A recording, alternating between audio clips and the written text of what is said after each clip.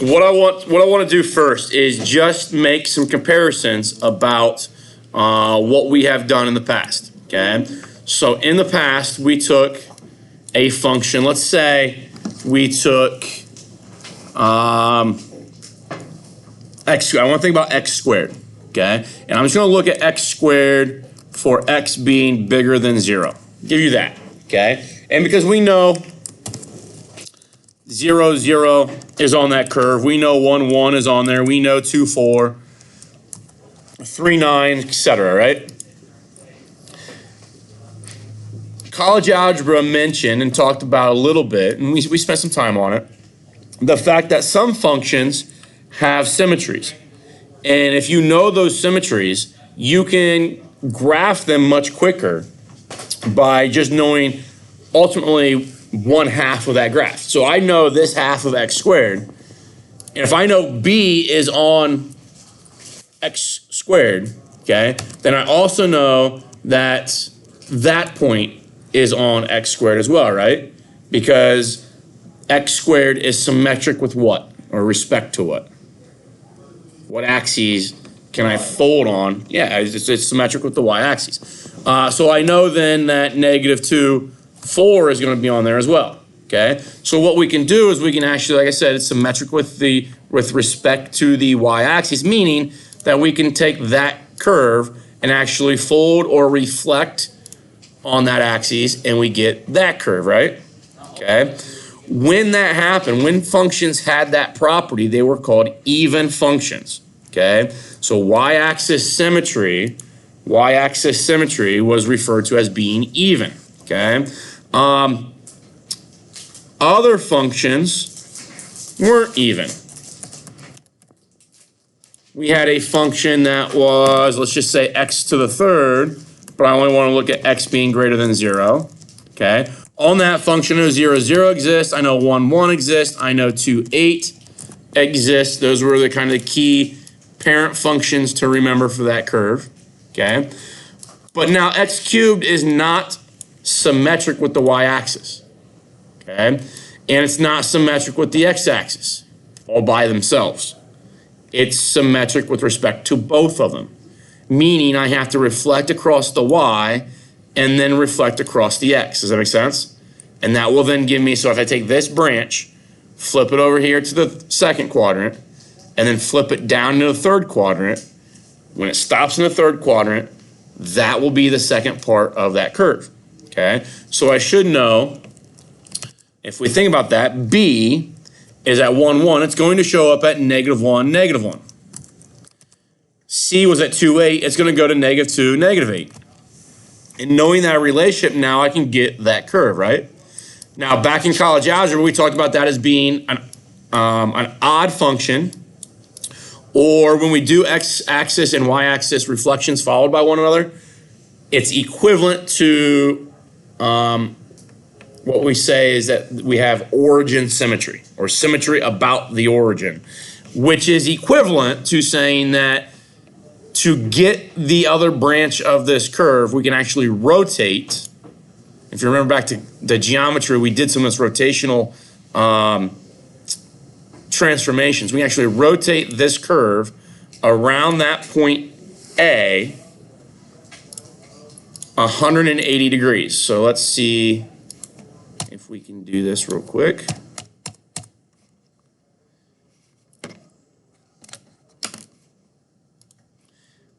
So I'm going to start with that curve, and we're going to rotate. So right now, that would be like rotating at 36.8 degrees, right?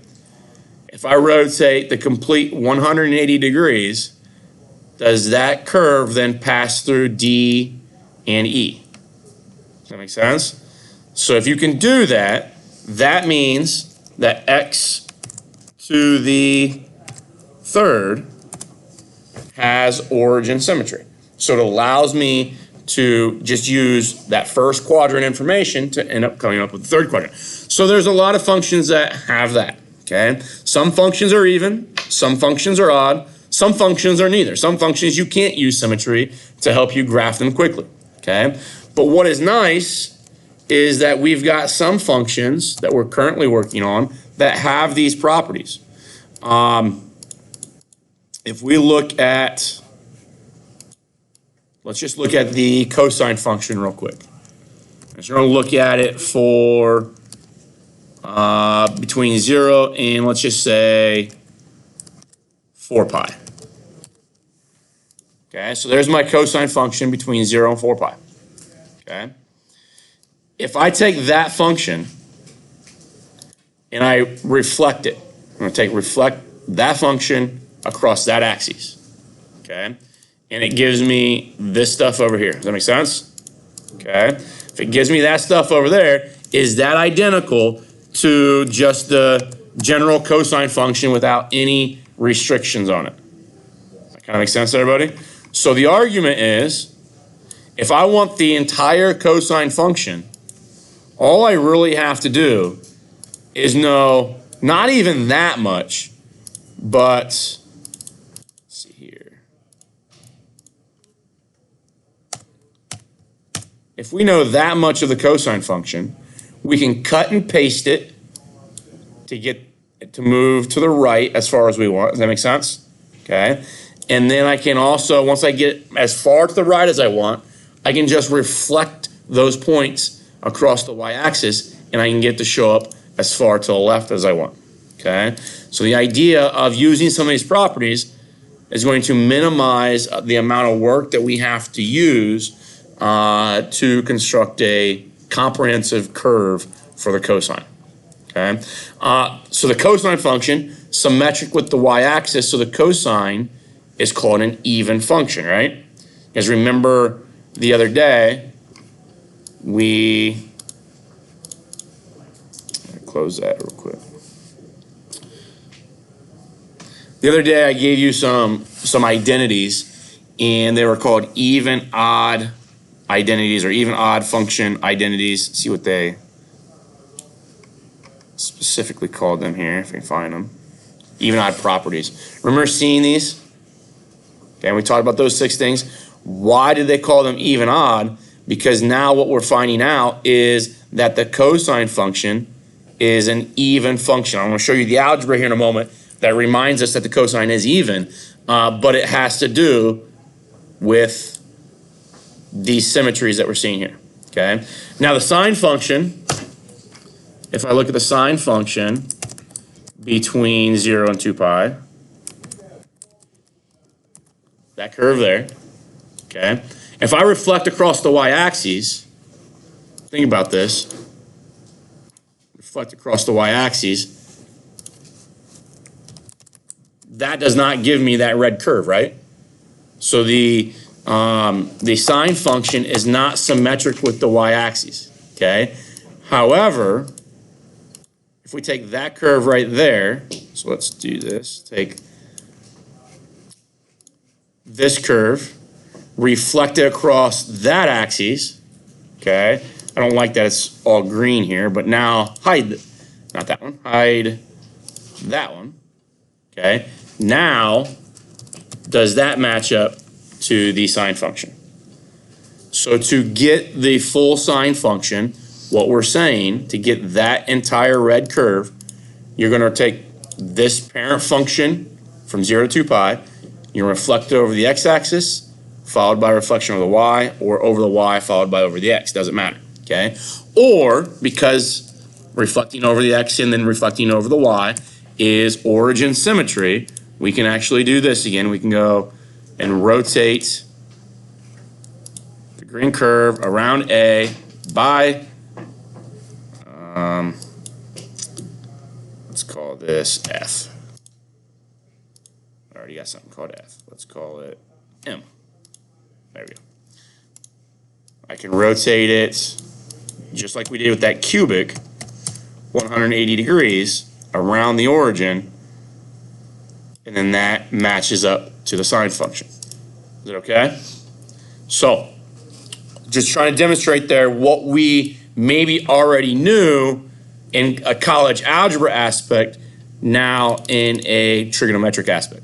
Okay? So let's talk about the algebra. Let's talk about the, just instead of looking at graphs and that kind of stuff, let's talk about how we know that the sine function, the cosine function are even or odd. And which one is even, which one is odd, just per the algebra. If you guys remember, we had two properties, okay? I'm just going to use an algebra function, or more of a, I guess I want to say algebra, a polynomial function here to kind of express this. If that's the function I start with, okay, to determine whether it's even or odd, there are two rules, and it has to do with what we are doing with the y values, okay, and essentially, or I guess what we do with the x values to get the y value. So if I look at x, try to find a graph here that's got the axes the way I want. All right. So if I look at x squared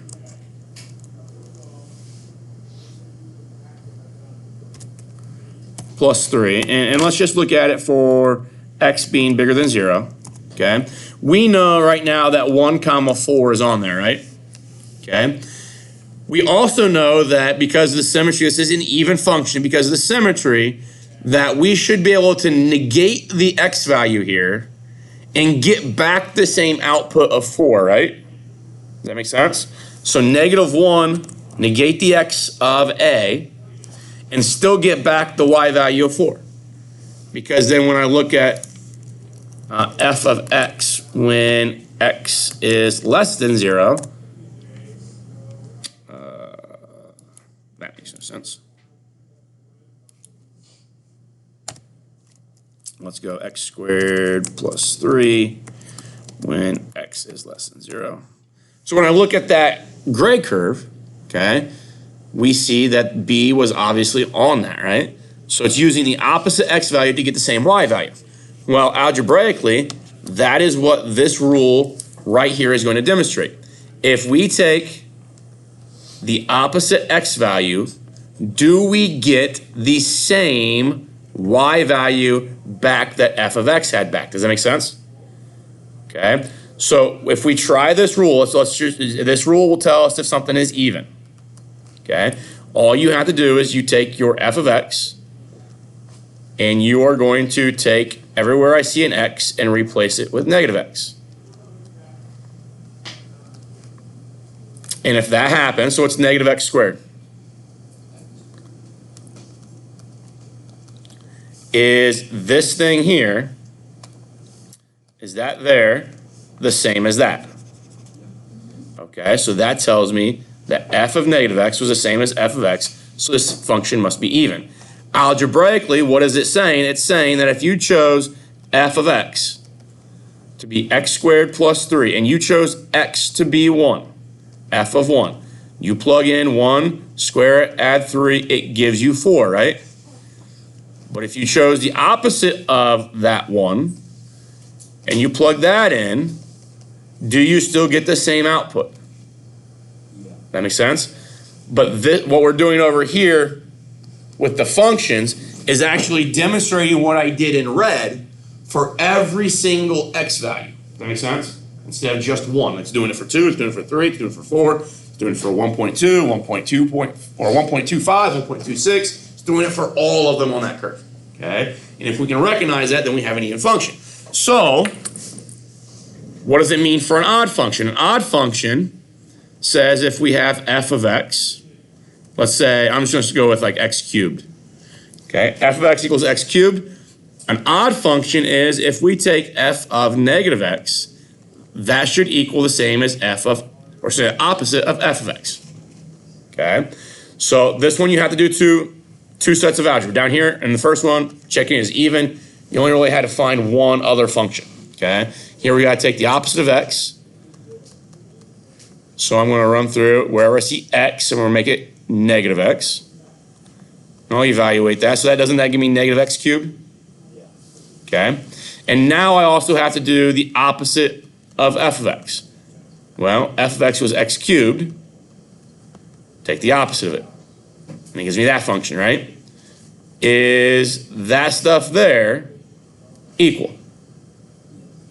So these two things are equal, right? Meaning we have an odd function. X cubed is odd. And that's what the graph was showing us previously. Okay? Meaning if I take f of 1, okay, let's not use 1. Let's go 2. F of 2. And I plug it in here. I get 8 back, right? I get 2 comma 8. That is on my graph f of x, okay?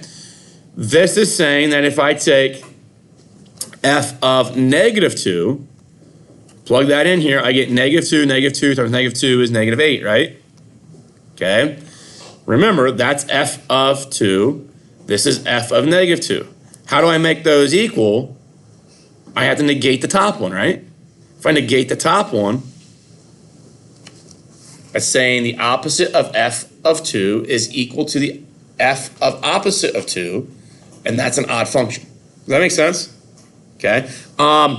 So when we deal with the sine and cosine functions, which one of those is even, which one of those is odd? If I have f of x and I deal with, let's call it cosine, okay? To check whether they're even or odd, you're going to find out, obviously we already know what f of x is. I'm going to find out what f of negative x is, and I'm going to also maybe find out what the opposite of f of x looks like, okay? And then I'm going to determine which of these 3 are equal, and then decide, okay, well, does that, per the 2 that are equal, which one of these rules does it satisfy, okay? So if I go find f of the opposite of x, okay, that means take my cosine function, wherever I see x, make it negative x. And now I'm going to simplify. Well, if you remember what we did a couple days ago with the even odd properties and the unit circle, isn't the cosine, if I go negative x, so let's say I go negative pi over 3, isn't that the same x value as if I went pi over 3? Okay, so because of the unit circle, we know cosine of negative x is the same thing as cosine of x. Does that make sense? Okay, now I'm not going to do this one because I just recognized that there and that there are equal, correct? So if those are equal, isn't f of x and f of negative x equal? And if that's true, if f of x equals the f of the opposite of x, let's go over here. That's this rule right here, right? So the cosine function is the one that is even. Okay, so cosine function is even. And that should help us then down the road with some other concepts. Okay, especially maybe graphing. Now we know it's even, reflect over the y-axis, we get the rest of our graph. Okay, Blaze, question? Could it ever be like even and odd? Or it's just one or the other? No, it's just one or the other. Okay, or neither. Could be neither. If we go look at the sine function, so f of x is equal to sine of x. So then I'm going to try to find f of negative x, and I'll also try to find the opposite of f of x. So sine of negative x would look like that. And if you remember, same idea here with what we did with cosine. I'll use the same graph. If I look at the sine of negative pi over 3 and the sine of pi over 3, isn't the sine of pi over 3 positive and the sine of negative pi over 3 negative? So to make those the same, I have to negate one of them. And a couple days ago, we talked about how we negate this top one. Okay, so when I have sine of negative x, I'm actually going to rewrite that as the opposite of sine of x. Is that okay with everybody? Yeah. Now, is that equivalent to f of x? Is that one there and that one there, are they the same? No. So now I'm going to find the opposite of f of x. Well, if f of x is sine x, then the opposite of it would look like that, right? Now, is that one there and that one there the same? Yes. So then that tells me that f of negative x and the opposite of f of x are equal, and that should be this rule right here, which with polynomial functions we said was odd, right? So the sine function is the odd one, okay? So cosine is even, sine is odd, okay? And guys, obviously I know that took some time to talk about. And if you're taking trig on a college campus, they're going to tell you sine function odd, cosine function even per your algebra rules. And then they go on. That's all they would do and talk about that. Does that make sense? Okay. But I think to really understand why are they putting those labels or properties on these functions, I think it's important to go back to our college algebra and actually understand why, instead of just them telling me and me having to memorize it. Okay.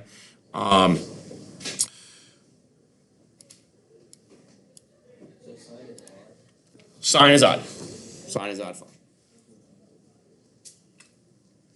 All right. Then so the next thing I want to, and we're gonna use some of that, and you're gonna hear me talk about. Let's use the odd property to reflect this down into like the third or fourth quadrant. Let's use the even property to reflect over into. Let me rephrase that. I'm going to use those properties. The sine is being odd to help us take our parent function of the sine curve and reflect it over essentially the y-axis to give me the second half of the graph. Okay, we'll use the even property the same way. But if I've got, let's just say I've got the sine function that looks like that. Okay, I can't just say, well, let's reflect across the y-axis, because then that is not the sine function. Does that make sense? So I'm going to say, let's use the sine function's odd property to reflect across the y-axis, then reflect over the x-axis to generate that. And then that entire thing would be the sine function. Does that make sense? Yeah. Okay. When we start looking at functions, so this is I'm not going to spend an immense amount of time on this stuff. We'll spend a couple days, but we could spend a semester on learning how to graph these things, the intricacies of them, the ins and outs, all the different things that we could do with these sine curves, cosine curves. But we're gonna skim the surface right now. Okay. Give you a kind of a rundown real quick. When we talk about sine curves, sine or cosine, and any combination of those, they are usually collectively called sinusoidals. Okay. This is going to help you when you guys talk in physics, and I'll try to use some terminology that our trig textbook doesn't use, but I know your physics stuff does. So that when you get to talking about sine, cosine waves, like sound waves, electromagnetic waves, light waves, when you start talking about those things in physics, maybe some of the terminology will carry over and be a little bit easier. Okay. What does that mean? That is just these curves that we're creating. So either or? Yeah, we could take like, we can do a lot of like interesting things here. So if I go to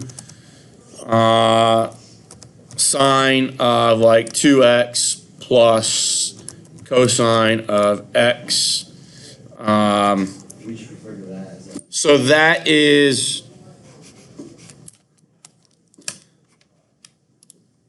called a sinusoidal. So instead of like a line, it's called that. Yeah. Now, this is kind of what I was talking about. I mean, we could, like, graphing this, and there's a lot of things that we could do to this yet to, maybe we can go like let's go plus tangent of x, see what happens here, okay? Starts to get kind of crazy looking. Tangent's got some asymptotes in it. Let's see if we can go, see if secant of x is anything there. So that kind of thing, okay? So we can start doing a lot of odd things with these, but we don't get this in depth with graphing, okay? We will address like equations that are like this, but we won't graph them, okay? That's where we could kind of eat up an entire semester doing this stuff. Let's see here.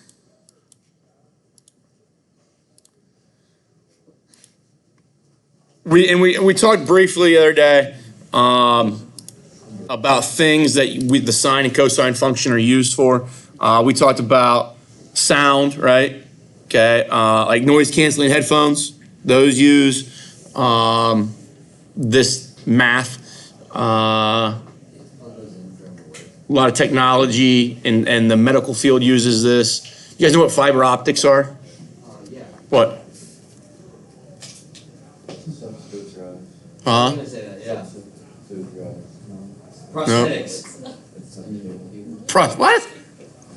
So Stuff with your eyes in it. So fiber optics are taking they're wires that are made out of glass, okay, and we encode messages, data basically.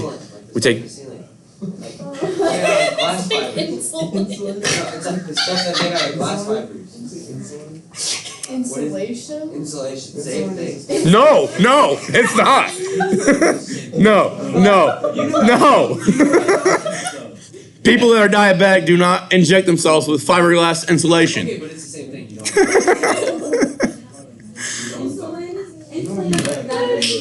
It's like putting Ryan injections to the Wow.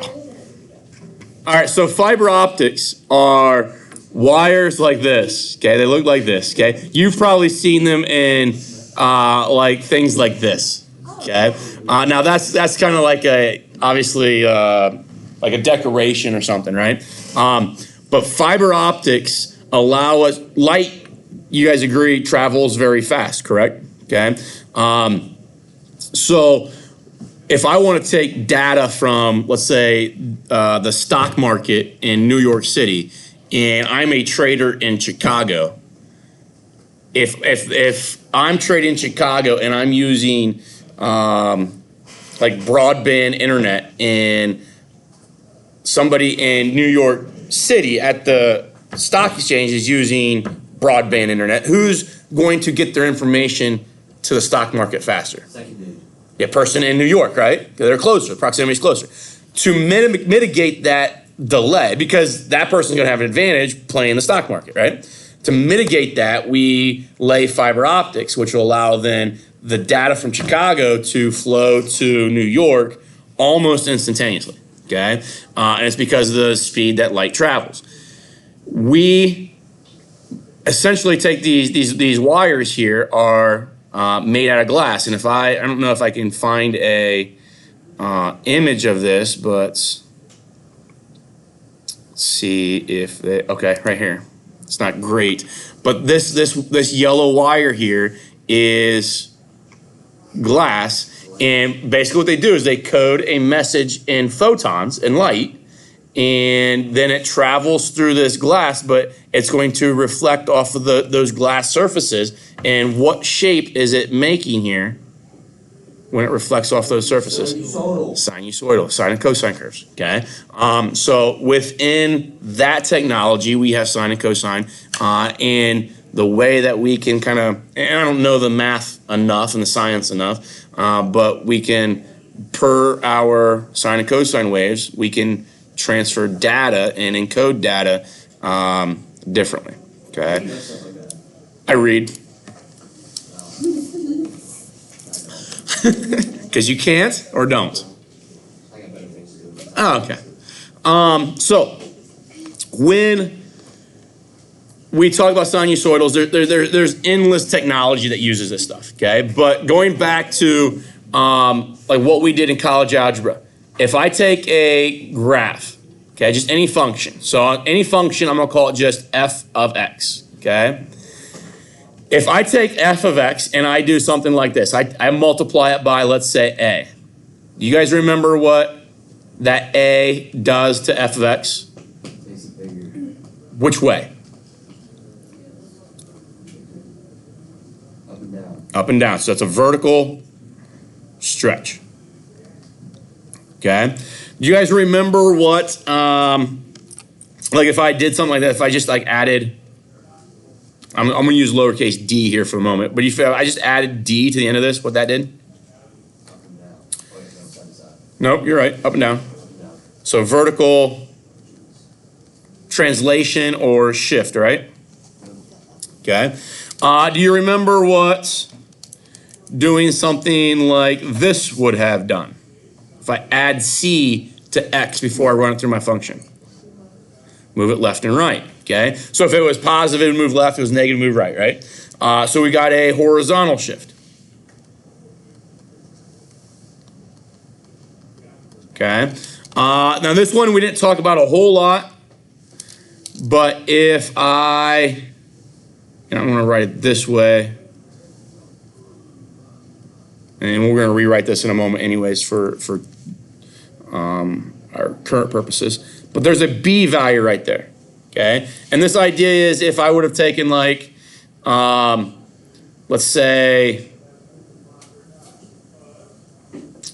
like x squared is my function, and I rewrite that as 2x squared. So I multiply x by 2 before I square it. We didn't talk much about it, but that's a horizontal compression or stretch. You guys remember this stuff? Okay. So what I'm going to do, so that's what we did with, that's when the function was, could have been polynomial, could have been logarithmic, could have been exponential, could have been, anything we talk about in college algebra. Now what we're going to talk about is the sine curves, cosine curves. So I'm going to write sine here, okay? But what could take its place is cosine, secant, cosecant, cotangent, or tangent. Any one of those things could go there, okay? And eventually, if we wanted to, even their inverses could go there, okay? But when I multiply out in front by some a, what do you think that a is going to do to the sine function? What did the a do up here? It's a vertical stretch. Now, when I say stretch, that could be a compression as well, right? And we squeeze it down. I'm going to rewrite this as bx plus c plus d here. What is that plus d going to do? Vertical shift. It's the same thing, right? Same thing as what it was when it was a root function or a polynomial function or whatever. We got a vertical shift. Okay. What was this plus c going to do? Horizontal shift. Okay. Now I'm going to use some physics words here for you.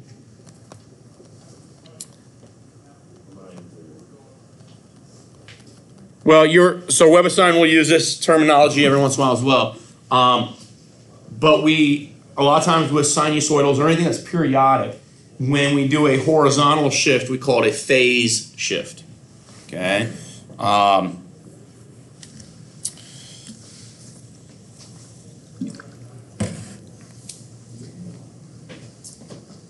The B value, okay, the B value, just like it was up here, and this is something we haven't talked about a whole lot, that is a horizontal compression. And it's actually going to impact the period of the sine and cosine functions. Okay? If I put we could negate the A out in front. And if I negate that, that would give me a reflection over what axis? Reflect over the x-axis. What if I negate the x here? What would that be a reflection over? Y-axis. Okay? So those are little things that are kind of hard the negatives are kind of hard to put into kind of a generic structure here. But so maybe highlighting them or circling them might help.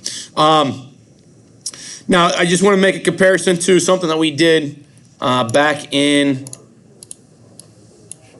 college algebra. If we had, let's just say, x squared, that's my parent function, x squared, okay? And then I rewrite that as, let's say, 2x squared. Per the order of operations, I had to take the x and square it first, right? Okay, and then double that amount, and that gives me my y values, correct? Okay, so the order of operations there is to square and then double. if I do this,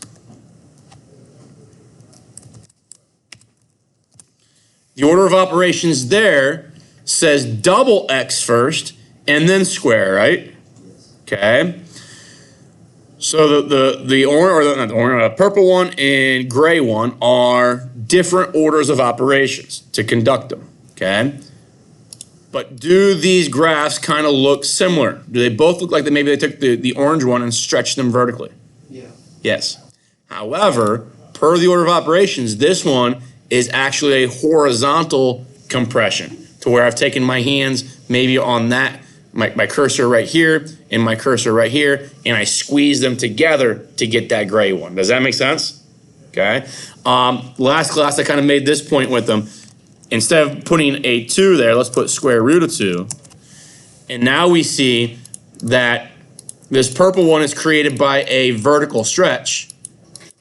This gray one is created by a horizontal compression. But they're the exact same curve, right? So because of that confusion about looking at a graph and saying, well, was it from the parent function, was it a horizontal compression or vertical stretch? We didn't talk about it very much in college algebra. But when we start talking about periodic functions, let's say, and I'm just going to look at the sine function here between, let's just go 0 to 4 pi again. If I look at that curve right there, okay, and then I compare that to a times sine of x,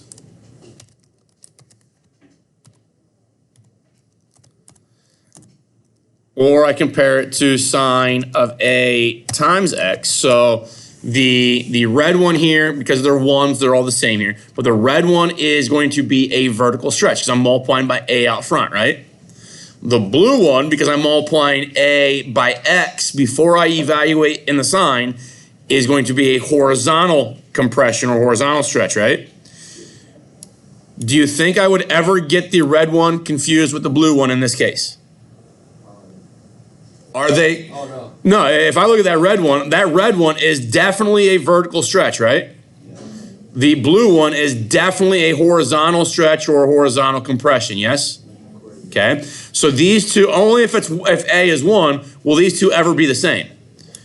Where with the polynomial function, it's a little bit different. You can mistaken a vertical stretch for a horizontal compression. So here, I want you to make sure we understand that we are going to talk more about horizontal compressions with sinusoidals, periodic functions, than what we have in the past. Those of you, anybody, let's talk about sound waves, okay? So sound waves, what they are, is obviously like our larynx will like vibrate the atmosphere, right? And that's kind of how we make noises, okay? And what that does is it actually takes the atmospheric particles and compresses them and expands them, okay? So compresses and expands them. I think those are called longitudinal waves, okay? And what happens is that compression and expansion can be transferred into sine and cosine waves to kind of interpret it, right? When that happens, okay, if I were to start yelling, those sound waves would start to look like that. They start to get bigger in the up and down. They start getting stretched. Does that make sense? So if I was to take, I think it's called an oscillograph, okay, which is, you guys have seen, maybe this thing does it a little bit. You guys see how this thing, when I talk, it kind of gets, all right? Okay, so sometimes you'll see like, and maybe I'll get on YouTube and find an image of one, but someone will be talking into a microphone and you'll actually see the sine and cosine wave going up and down when they're talking in the microphone. So that sound wave is transferred into this so that we can manipulate it, mess around with it. People that are in like the music industry will adjust it so tones sound differently, that kind of thing. But that change right there, we call that the amplitude, Okay. Now think about where you can kind of maybe make a comparison to this. When you're talking music, if I'm talking real soft, or if I'm a singer, I don't want to be. I'm in a stadium of 50,000 people. I'm not screaming at the top of my lungs so they can all hear me, right? Okay. I'm speaking into a microphone. I'm singing a normal level, but how does everybody hear me then? Or how does everybody hear my guitar or whatever? What do I plug into? An amp, right? What is amp short for? Amplifier, which makes the sound waves, we call these crests and valleys, and makes them increase, okay? So this is what we call this distance from the x-axis to that point right there is called the amplitude of our curve. And it's because, so that amplifier gets its name from the fact that it's going to take the sound wave and it's going to stretch it vertically and it makes it louder. Does that make sense? Yeah. Okay. When we have like noise canceling headphones, what noise canceling headphones do is they take the ambient sound. What's ambient sound? Okay, so it's the outside sound, okay? And it's going to interpret it, okay? And it's going to transfer it into a sound wave, okay? Then the headphones will create their own sound wave that will be essentially the opposite of it, okay? And what they do is that they cancel each other out, and when they cancel each other out, we end up with that. And that's no sound. Does that make sense? Okay? So that's the idea of noise canceling. Yes? Do you have to plug in noise canceling headphones, or do you just like wear them? Or do they take batteries? I don't have them. I think it's they're just they're just normal headphones. I mean, they're more expensive, but you wear them and treat them like any other headphone. Do you plug them in? Well, we plug them into what? Like the wall? I don't know. What? You don't have to plug them in? So like Bose or your Beats or whatever, those are noise canceling. I even think AirPods have like a noise canceling aspect to them. Okay. And a lot of your headphones have it, but some of them have it to like the technology for some of them is better than others. Tomorrow, guys, we're going to talk about how we move these things up and down, left and right, how we adjust their periods and that kind of stuff. Remember the first